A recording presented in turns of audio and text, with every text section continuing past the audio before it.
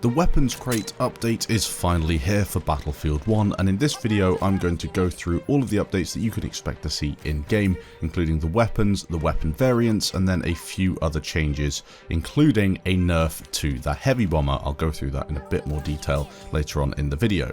Starting off, the interesting stuff that everybody has been waiting for, we are getting the weapon variants and the additional Annihilator Trench in this update. If you can't remember what the weapon variants were, I'll list them now. We have the Shorgren Inertial Slug, the Ryby Rolls 1918 Optical, the Machine Pistol Experimental, the M1917 Patrol Carbine, the Type 38 Arisaka Patrol, the Kakano Patrol Carbine, the Silenced Enfield, which I'm really excited for by the way, and the Ross Infantry, again another weapon that I really want to play with.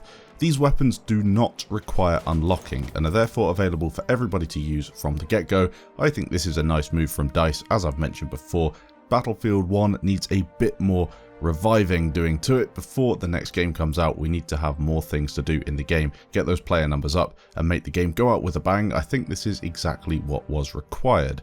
In addition to that, you also get that Annihilator Trench. That does require unlocking, however, but it's not too difficult. You just need 100 primary weapon kills and 25 sidearm kills with the assault class. Not difficult at all. You'll have that done within a couple of games.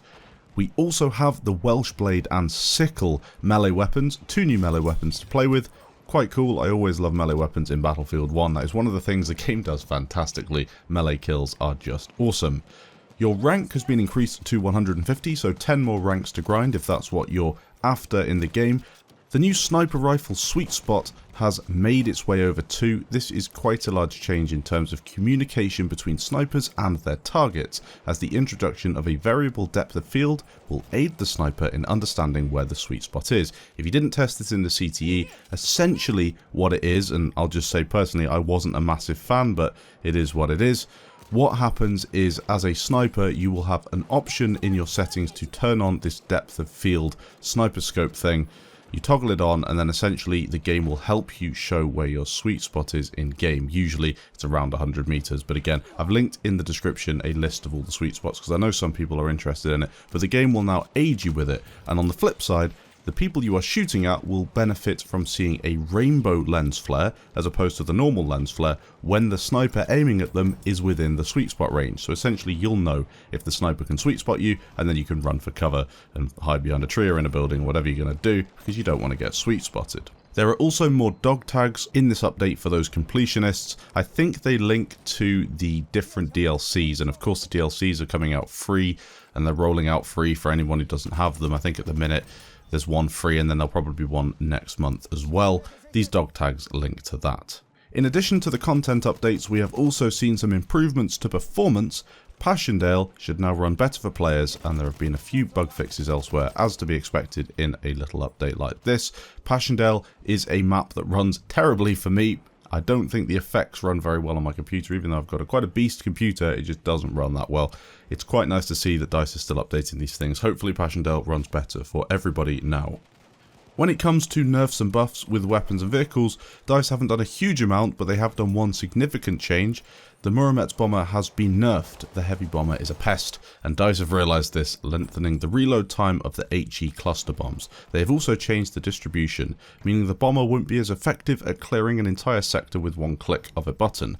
This is a good change, as I think the bomber will still be effective, as it should be, in the right hands, but won't be able to clear a server in the same way. I'll have to test it further though before making a judgment, but what I can say is people have been posting kill streaks of over 200 kills to 0 with this bomber.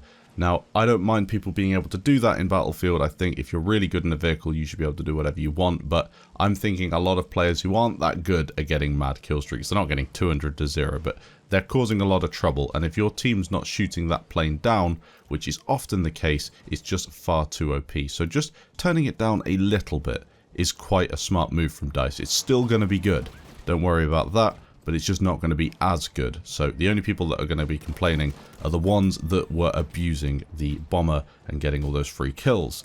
There have also been a few other minor changes to issues players were having within vehicles. They can be seen in the patch notes, which I've linked down below in the description.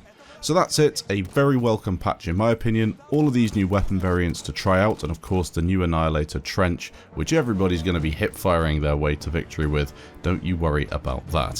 Thanks for watching guys, if you did enjoy leave a like down below, make sure you subscribe if you want more Battlefield news and updates in the future, and I'll catch you in the next video.